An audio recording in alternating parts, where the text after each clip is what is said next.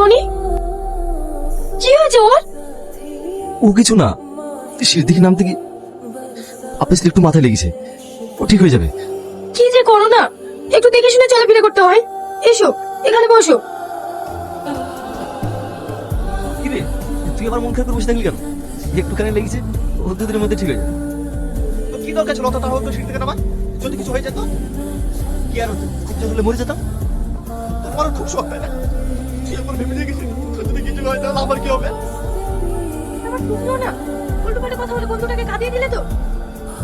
তুমি শান্ত হও, যাও তোমরা হাত মুখ ধুয়ে আসো, আমি তোমাদের জন্য খাবার বাড়ছি।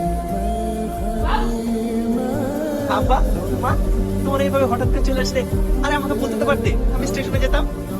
আরে তোকে সারপ্রাইজ দেবো বলেই তো না বলে চলে এলাম। আগে বল কেমন আছিস? হ্যাঁ মা, খুব ভালো আছে। টনি, তুই যে মেয়েটার কথা প্রতিদিন বলিস সে মেয়েটা কই? আচ্ছা আব্বা, দাঁড়াও আমি ডাকছি। সালমা, একটু বাইরে এসো তো।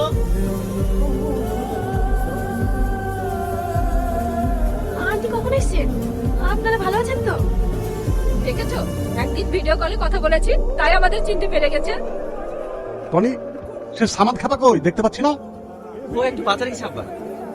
আপনারা সবাই গল্প করেন, আমি আপনাদের জন্য রান্নার ব্যবস্থা করি। মেয়েটা খুব সুন্দর দেখতে, তাই না? যেমন সুন্দর দেখতে তেমন সুন্দর ব্যবহার। মা, তোমাদেরকে একটা কথা বলবো ভাবছি।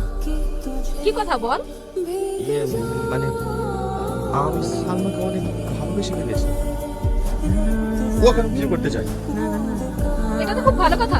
এ কথাটা কি তুই সালমাকে বলেছিস? না মা, কথা আমি সাহস করে বলতে পারি। তুই পাগল, এসব কথা না বললে হয়?